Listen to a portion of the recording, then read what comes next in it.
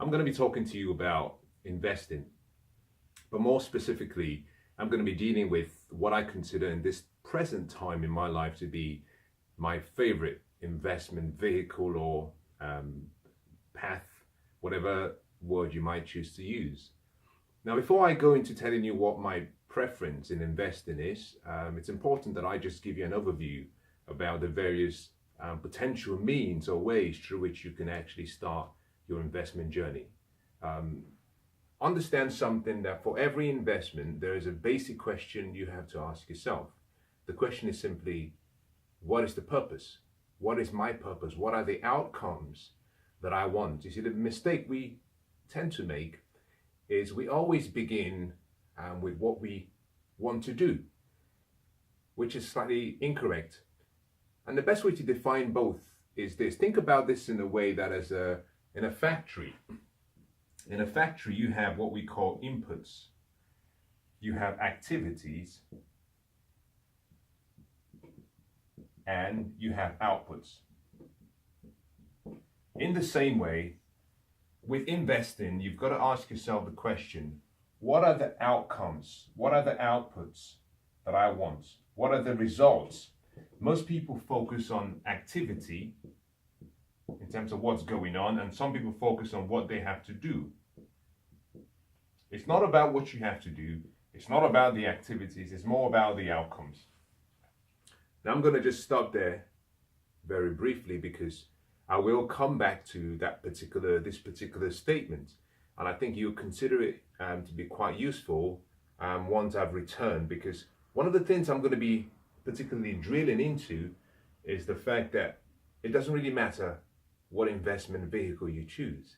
It doesn't matter what investment pathway or strategy you choose, because investing is all about the plan. And the plan is only as good as the individual, the investor. Now, my preference at this stage in my life with regards to investing is primarily because of where I find myself. And let me clarify that so you understand. Where I find myself is somehow guiding the decisions I'm making.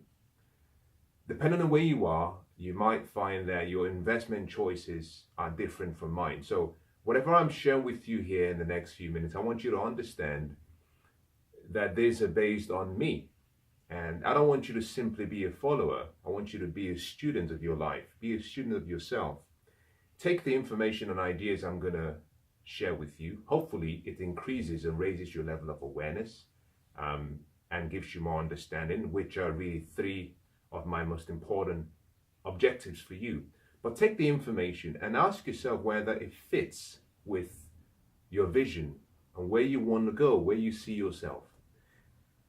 If you're financially free, if you're financially independent, if you're wealthy, then you will relate to what I'm about to share with you much better than if you're financially dependent. Now, let me clarify what that means. Financially freedom means you don't have to work. You have investments already where the income from your investments can maintain your choice and your standard of living, your lifestyle. If you're financially dependent, it means that you have to work for money to maintain your chosen lifestyle. In other words, you work for money and you have to trade your time. Someone who is wealthy or financially free has money working for them. Now, the reason I'm defining this and making reference to both different paths is simply because there are two different emotional, what I'll call emotions that are supporting each group. If you're financially free, then the emotion primarily is one of abundance and freedom. If you're financially dependent, then the emotion is one of security and comfort. And in a way, there's fear, because you need to maintain that lifestyle, as opposed to someone who has both time and money freedom. So in beginning your investment journey, one of the most important questions you should ask yourself is, what emotions are controlling me? Now, the reason you ask yourself that question is simply because investing is an intellectual game. It's not an emotional game. It's not. Investing is an intellectual game, and by that statement I simply mean it requires the use of not just your senses, your sensory faculties, it also requires the use of what we call your higher faculties: imagination, will, perception, reason, memory, intuition. But more than anything, it has to be founded on wisdom. This is the critical path upon which, this is the foundation upon which you build your financial future, is based on wisdom. And wisdom is simply obtained through study. Wisdom is obtained through knowledge, so you have to invest in your financial education. Now, if you're basing your investment decisions on emotions, if you're making your investment decisions based on your guts, your feelings, you will always be in a position whereby you will operate from a place of fear, as opposed to from a place that is actually emotionless. Now, the best investors are those who can very quickly separate emotions from reality. And what makes them good investors is because they ask themselves one simple question: do the numbers work? It's not about how you feel. It's really about, do the numbers work? How does this work financially? Not how do I feel? Because your feeling would change, but the numbers never lie. You know, I love what Winston Churchill said. He said, no matter how beautiful the strategy is, you should occasionally look at the results. You know, in every game, I talked about investment being a game. In every game, you have a scoreboard. The scoreboard is there for one simple reason: to tell you who is winning. And so as an investor, one of the things you have in your mind is about winning. You want to win. And therefore, you have to react intellectually, not emotively. This is just some basic foundational discussions we're having before I go into my preference. Now, you'll find that when I talk about what I invest in and what I like, you find it to be a very short, brief discussion. It's not going to be a long discussion. Now, when I started my investing journey, I had to ask myself a simple question. Number one was, can I succeed? Can I succeed in this path? And the answer is yes. Now, you might be asking yourself that question. The answer is yes. Now, why is the answer yes? Simply because you have an unlimited potentiality. We all have a potential that is unlimited, meaning that we can be whoever we want to be, we can do whatever we want to do, we can have whatever we wish to have. We can achieve a level of success that far exceeds what the human mind believes. Why? Because we have access to an infinite source, and that infinite source never runs out. So when it comes to potential and ability, you have it. The second question I asked myself was this: am I willing to pay the price? Now, this is a very important question. Am I willing to pay the price? You see, if you're not willing to pay the price, you don't deserve success. There's a price to be paid. The price must be paid in full. The price must be paid in advance, and is due every day. The promise is guaranteed, but the price comes first. And so many times I meet people who want to be investors, but they don't want to pay the price.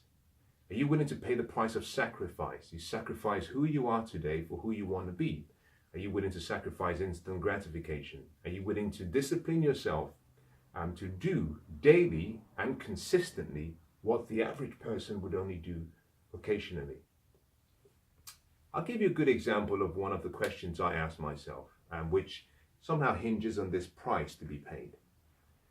Before I started my investment journey, I asked myself a simple question. And that's the same question I want to ask you as I move very quickly into my investment choice. The question was simply this: are you willing for the next 30, 40, 50 years of your life to invest a minimum of 2 hours every single day just to increase your financial education, to develop your personal development and growth, to carry on with the discipline of constant, never-ending improvement and growth, to become lifelong in learning? Are you willing to invest a minimum of 2 hours every day? So I ask you the same question. If you're watching this because you want to be an investor, my question to you is this. Now, yours doesn't have to be that high, so I'm going to ask you a simple question. Are you willing for the next 50 years? Are you willing for the next 30 or 40 years to invest 1 hour every single day to developing yourself, to feeding your mind, to investing and increasing your wisdom, to helping you becoming the best you can be, to helping you develop the intellectual, what I would call strength and resilience and stamina to ensure that your investment decisions are sound and safe and secure? If your answer is no, then I wish you the best of luck. If your answer is yes, then I also wish you the best of luck. Now, by asking myself these two questions, it led me to a third question. Am I willing to begin now? Am I willing to begin now?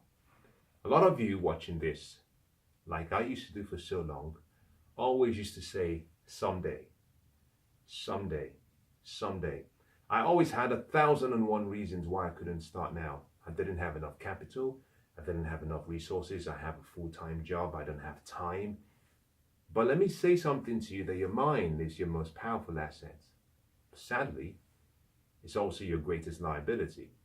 The mind will do what you're instructed to do.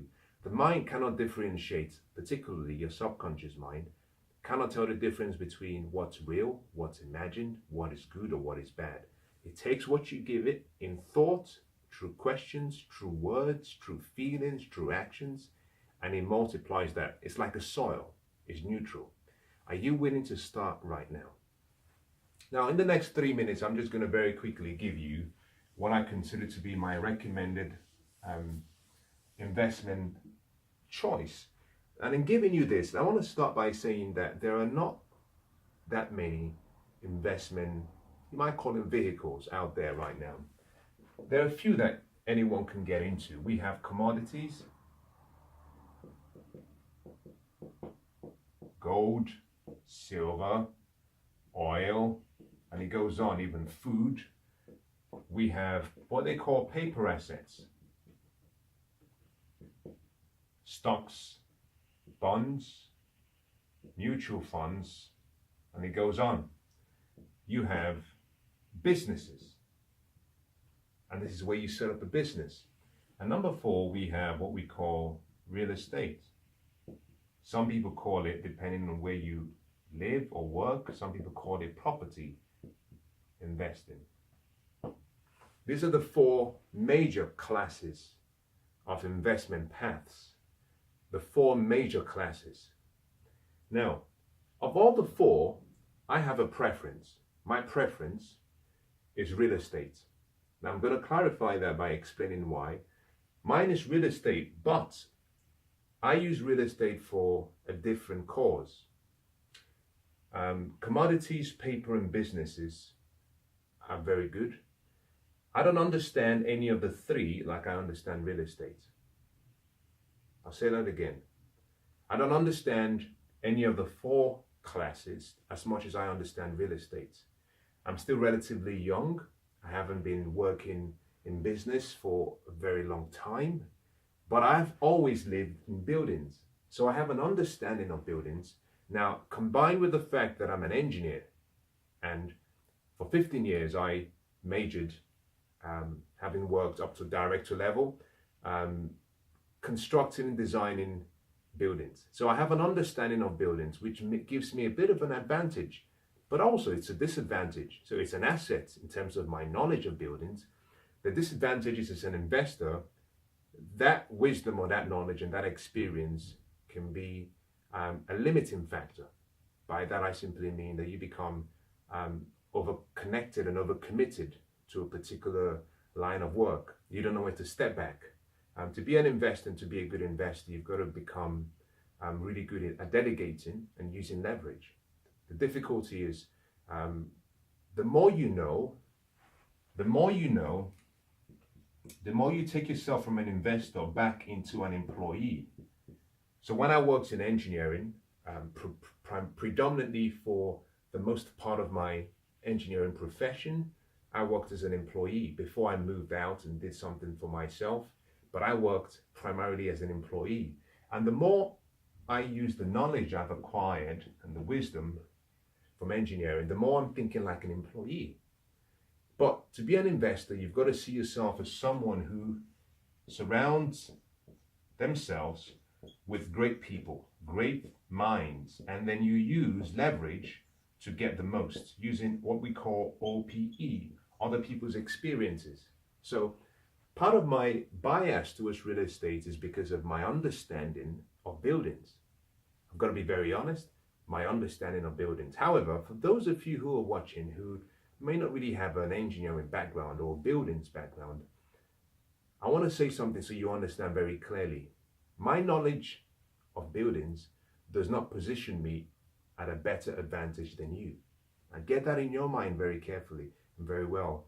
The quality and the level of success you experience depends more on the team you have around you. Can you reach out to someone who understands law and accounting better than you do? Can you reach out to someone who understands perhaps the industry, someone who's a contractor better than you do? You need the right people. You don't have to be the best. As a matter of fact, if you're the best in your group, then it's an indication that you're limiting your success and you need to find a better group, a group of people who know more than you do. So I say that simply so you understand that you don't have to be a technical investor to be successful. You don't. So my preference, and I'm going to be talking to you about real estate, and one of the reasons I want to talk to you about real estate is I intend to just give you 4 or 5 very simple advantages of real estate and why I go for real estate. I might have to change, just forgive me for a second whilst I change this.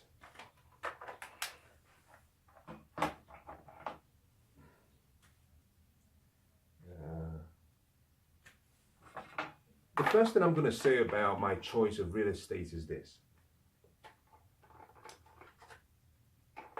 The reason I like real estate is because like any business, which is how you must treat every investment like a business, forget about the shell. In this case, the shell meaning real estate or business or commodities or paper assets. Forget about the shell. Within each investment vehicle is meant to be a business. Now, the reason I particularly prefer real estate is for a number of reasons. Number one, safety. Every investor is thinking about safety. Now, let me clarify that. There are 2 types of investors in real estate. There are those who buy to sell. They buy and sell. Then there are those who buy to let or buy to lease. Depending on where you live in the world, some people call these what we call traders.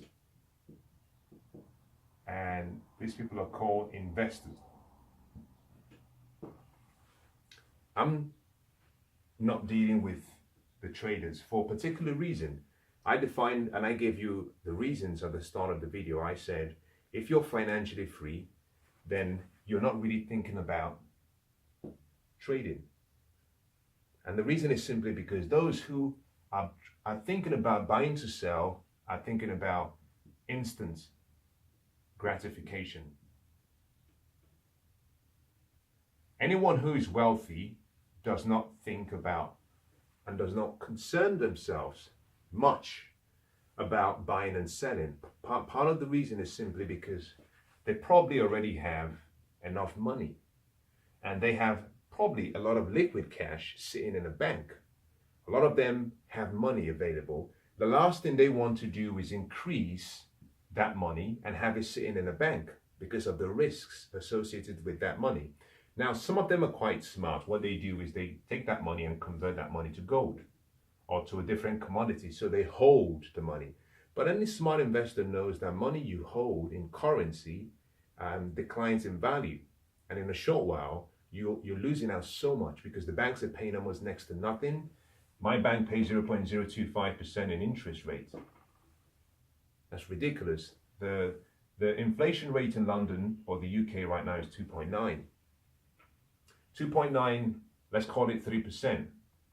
To show you how bad this is. Now I'm deviating for a reason. Apologies, I'm deviating, but just watch this.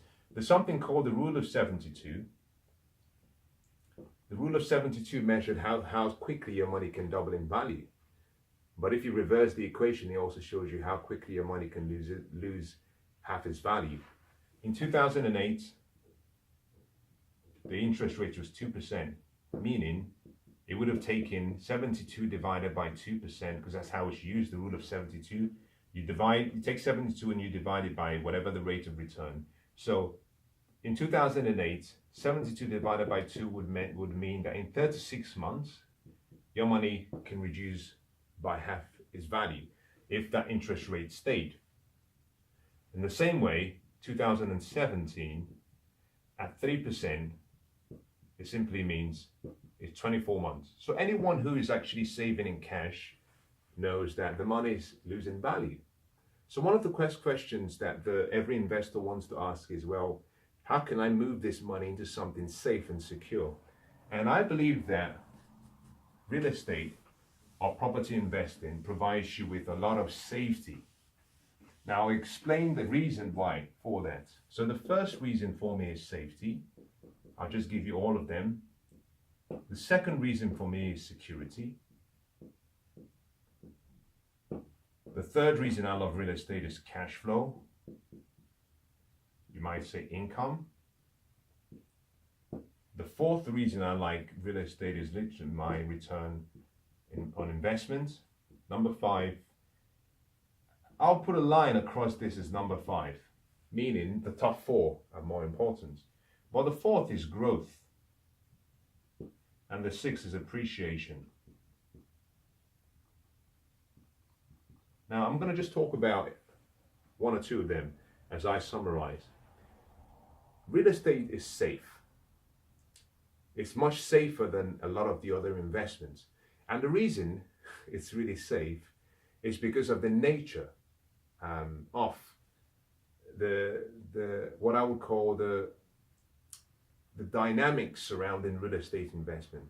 We all know there's a land. Part of the reason it's safe is because if you understand real estate, then you understand that real estate is only as good as there are jobs and education. Jobs means that you have a lot of people who would have to work in buildings and who have to live in buildings. In addition to that, if there are a lot of jobs, it would create opportunities for you to provide more services, which means that you have infrastructure. If there's education, and in this case primarily higher education, then there will be a lot of students. A lot of students will also need accommodation. As a result of having many students, you have teachers. They would also need accommodation, but also buildings that they can work from. In addition to this, you would have a lot of infrastructure, which means you would have more jobs for people. So the real estate is only as good as there are jobs and education. It's important you understand that. And that provides a level of stability. It provides a level of security and safety. Now think about this. If you wanted to go to the bank and get a loan, if you were going to get a credit card, the credit cards have a present, I could be wrong, but at present my credit card interest rates, I think it's about 34%. I think so, I believe so. If you wanted to get a loan from a bank, the bank might give you a loan up to 5%, depending on the amount. It could sometimes be between 4 and 5%. However, if you want to get real estate loan through a mortgage, you can get it for between 1.6% up to about 2.5. In some cases, they give you this based on the interest rate. Just looking at this, it means that the banks consider real estate to be more safe than a loan for investing in stocks. As a matter of fact, if you go to the banks and say you want a loan to buy stocks, they rarely ever give money for stocks because they understand that it's not really safe. If you want a credit card, they would charge you more. If you want a loan for a business, they would also charge you more, but also they rarely give you money for a business, with the exception of a very detailed plan and a large collateral or something, but also except you're going for like a franchise, which is perhaps more safe because they understand the model. But they'll give you for real estate. And the lowest interest rates amongst all those is real estate because they consider that to be more safe. So safety is the first part of it. Security, I like real estate because of security. Why? Because you can control the investment. It's not based on external conditions. So in terms of risk, I manage the level of my risk. Good example. If I invested in stocks, there's something called external locus of control and internal locus of control. With regards to stocks, dividends, and bonds, the investor doesn't really control, except you own the company. If you were to just take a portion of what you have and invest in bonds or stocks, it's based on external conditions that you don't have control over. The managers of your account don't even have control over the market. The market varies and fluctuates based on various parameters, which you have zero control over, which means the risk is higher, meaning the level of your security is lower. With real estate, it's slow, it could be boring, but it's consistent. So if you were to invest in real estate, you can go into any area and you might see that in the past 10 years, there's always been a 6% increase, steadily increase. And you can project over the next 2-3 years what is likely to happen. Much better than you would for stocks. It doesn't mean you will always be right, but you can always see that there are jobs, there's education, and therefore you might be able to deduce that the demand supply characteristics of that particular demographics looks particularly sound and solid. I'll give you a good example. If you live in London and if you work in London, then you already have an idea about the demand supply economics when it comes to do with housing and buildings. Part of the uniqueness of London is because we have certain areas whereby you're not allowed to just build new houses. It has to fit, it has to go through a planning process. It has to fit with the architectural and heritage nature of that particular region or geographics. And all of that means that the more people have a demand for that area, if it's a prime area, the more real estate becomes attractive, whether it's commercial or residential. Now let's move very quickly to the third. The third is cash flow and income. Now, if you are already financially free, then one of the things you don't want is money sitting in your bank account. So most people prefer to have income. Now, wealth is all about income, but this income has to be income from investments, continuous income. If you meet anyone who is wealthy, the first thing they say to you is, I want income.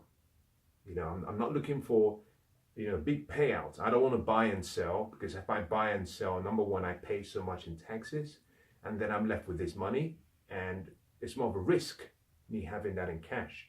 What they're looking for is to be able to have the original capital multiply, but at the same time to get income. So I love real estate because it pays you an income. Now, I'm not suggesting in any way that all the other investment options do not pay you an income. They do. Some of them even give you much more. They pay you much better. But I like real estate because of its level of reliability. But more importantly, I can control the income I receive. Think about this. If you have money in stocks, you cannot control cash flow. And think about this. Cash flow comes in two ways. Cash flow comes in cash flowing away. We call that negative cash flow, or cash flowing towards you. We call that positive cash flow. So money flowing away from you is an expense. Money flowing towards you is income. With stocks and bonds, you cannot control the expenses. You can't. So anyone who can sit me down and tell me that with their stocks bonds, that they know exactly and they can control exactly how much expenses they pay, I'll be really shocked. Part of the reason is because a lot of your expenses go to the managers, a lot of your expenses go to the companies, and very few managers are very transparent. If you look at your pension, for example, if you have a pension, one of the things you find out really quickly, which I found out really the hard way, is the more you ask them questions about how much do I have? Okay, how much am I going to have in 10 years? How much am I paying the particular managers? They do not give you that information. So you don't control expenses. With real estate, I can control my expenses because I'm actually buying and holding the property. So I can decide and I can agree from day one, even if I don't manage the properties, I can agree how much I pay in terms of manager's fees, how much I pay in terms of insurance. I'm more in control. The more control I have, the more I can control my income and cash flow. Now, I'm also in control of the cash flow into me in terms of positive cash flow, because by making subtle changes within the property, I can decide how much more the tenant pays to me. If you have a commercial building, by making some strategic changes, you can earn more. If it's a big piece of floor space, you can split it into two and rent it as two so that you gain more. On the other hand, if it's a unique residential building, you can remodel it in such a way that you convert it, rather than being a 1-bedroom, you make it a 2-bedroom so you can earn more. But you're in control. Based on the choices and decisions you make, you're in control. Let me do number 4 very quickly, and I'll combine number 5 and 6. Because of time, I'll combine number 5 and 6 together. Return on investment is something that every investor would always ask. What is the return on my investment? I found with all investments, you can predict the return on the investment for the future. But any smart investor would tell you that you have to really discount the future because it's based on opinions. Any future assessment of the return on investment is based on opinions. It's not based on facts.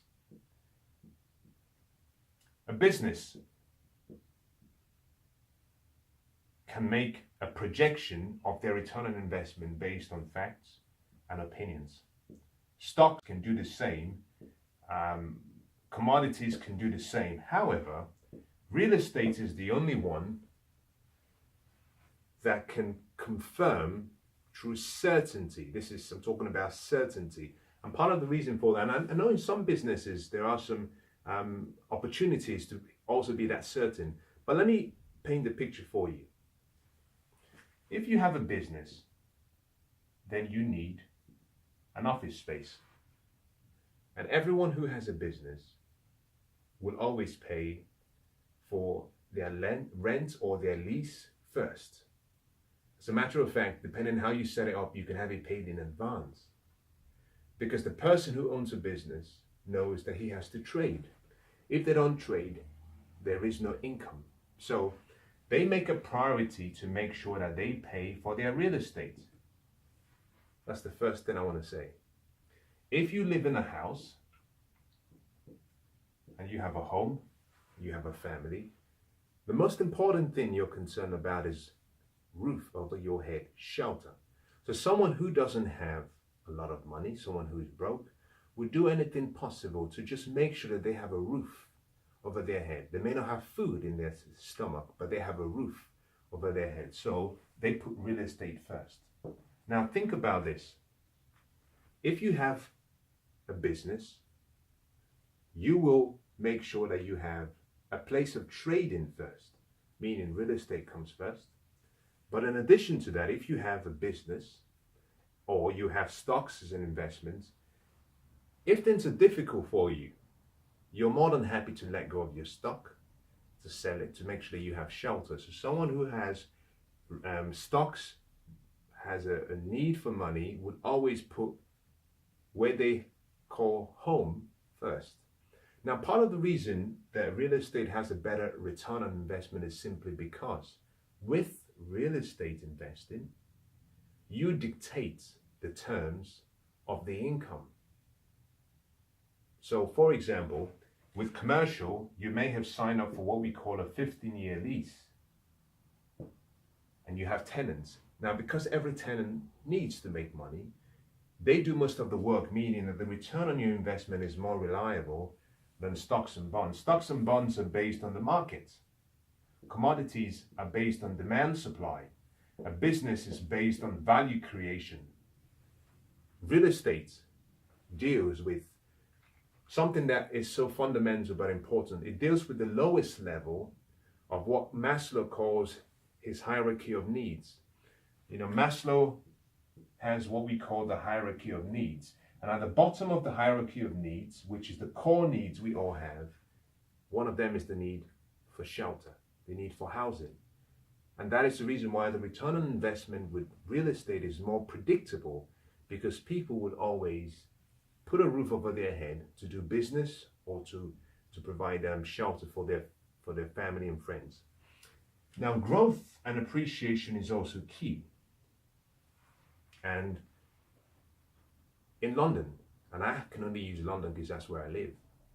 I can talk about various parts of the country and various parts of the world. But I talk about London because I see things happening on a daily basis.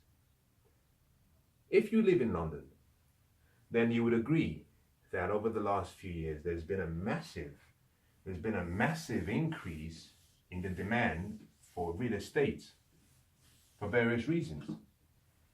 And that demand has led to growth and appreciation. Now, one of the things I did was I separated this, because sometimes, you see, growth and appreciation can be deceptive. The reason I separated is because we're dealing with opinions. We're dealing about a future event that hasn't happened. But it's still worth noting and talking about. I would say this, and I would say this, that I don't believe that there is any other investment option, maybe with the exception of a business, especially if you grow and build a great business that is comparable to real estate in terms of long-term growth. Bond stocks are great. They might have spikes in terms of appreciation and growth, but what I've found is when it comes to longevity of growth, that real estate is consistent and steady. And I find real estate to be, in my opinion, one of the best ways to increase your wealth. And part of the reason for this growth and appreciation is simply because of a word called velocity of money. Meaning, I can invest in one real estate transaction. After 2 years, I can pull out my original capital, move that into another transaction, keep this transaction, have this being paid by my tenants, make an income, move the money to the next transaction. After 2 years, pull out the same money, go to another investment, buy another investment. This pays me an income, tenants pay for the expenses, buy another investment, and therefore, what I'm doing is I'm using the velocity of money by keeping my money moving, I'm getting wealthier faster, meaning better growth, better appreciation. Whilst this is all happening, all of these properties are gaining what we call two types of appreciation, active and passive. Now, the comparison in terms of growth, appreciation, and return on investment is simply with all the other investment options, business, paper, and commodities, you need to have equity. With real estate, to maximize my growth, my appreciation, and my return on investment, I can use debt. And that is what I want to conclude with. Debt. I come from very humble beginnings. I started my journey very young. And one of the things I found was, if you understand the power of leverage, then it positions you in a great place whereby you can leapfrog in years, where you may have been, and actually where you should be, according to logic. Now, what do I mean by that? In every investment stream, in every investment opportunity, with all investments, one of the things you need, one of the core ingredients is capital. Capital. There are two ways of investing. You can invest using equity, or you can invest using debt. Equity is where you use your own money, you work to get the money. And this is primarily needed for business. You might get a loan, it's possible to get a loan, but you have to provide the detailed plan to show the bank that you will not lose their money. With paper assets, you need equity. If you want to buy £100 worth of stock, you need to have £100 because the banks will not give you £100 to buy stock because they consider it to be quite high in terms of risk. With commodities like gold and silver, oil, you need equity. So with the three investment options, you need equity. Now with real estate, you can invest using equity, which is using your money, or you can use debt, which is using other people's money. We call that OPM, we call that debt leverage. And that debt leverage enables me to get wealthier faster, but also to maximize my growth, the return in terms of appreciation and the return on investment. So for example, if you had £20,000, you can either put £20,000 in a business and watch it grow. You can put 20,000 in stocks and watch it grow. You can put 20,000 in commodities and watch it grow. I, on the other hand, with real estate, I can take £20,000, but instead of buying what's a property worth 20,000, I can go to the bank and ask for 75-25% loan to deposits. The bank might also be happy to give me an 80-20, meaning, it's very important, meaning that I can get 80,000 from the bank at my 20,000 and I can buy an investment worth 100,000. So you can see I am already at an advantage compared to those who have used only equity. Now I hope that's been useful. That gives you an idea as to why I talk about real estate and why, like I said, I consider it to be, in my opinion, a great investment choice. I'm going to say something as I conclude that will somehow be paradoxical or contradict what I have just shared with you. When you start your real estate journey, what you'll find is that you're limited. You're limited in terms of how fast you can grow. And so here is my point. A business is important. If you want to choose how to begin, I would say start as an investor. But very quickly go back to creating a business, because a business can generate cash flow and income. And the more you generate in terms of income and cash flow, you can then move this into real estate investing. So if you're beginning your real estate journey, begin as an investor and invest in real estate. Don't wait. Once you've started, set up a business, because the business generates cash flow. Real estate is an investment. I use real estate primarily for one thing and one thing only. To hold the money. Because if you look back at the four things I talked about, security, safety, I talked about return on investment, and at the bottom line I had two other items. I talked about appreciation and I talked about growth. Now what you find is that real estate, from what I've described here, these are really passive. It's safe, it's secure, it provides better return on investment, it provides good cash flow, but it's not a lot. It's not a lot, meaning that where you actually make most of the money, which is appreciation and growth, because that's dealing with a future event, you have to be very, very selective about making all your decisions on appreciation and growth. And therefore, real estate is very slow, because in dealing with the top four, it's a slow way, but it's steady, it's reliable, it's safe. Therefore, my recommendation is this: begin where you are, but set up a business, because with a business, you're falling down into the category where you can then make use of tax advantages, which is how the wealthy get wealthy. The wealthy really get wealthy by using debts and taxes. That's how they get rich. But the debt is only available if you have good financial understanding and education. But as an individual, you're limited. As a business, you have more access to debt, because if you can demonstrate good cash flow, the bank will give you as much as you want. In addition to that, as an individual, you accept you're using the tax advantages of the rich. You're limited. So the reason you come into business is so you can make use of tax and debt. Combine those two together, real estate becomes a lot more attractive, because in this case, rather than going for a small real estate investment, you can go for something 10, 15, 16, 20, 100 times more than you could have achieved as an individual. Now, I hope that's been useful. Thanks for watching. God bless.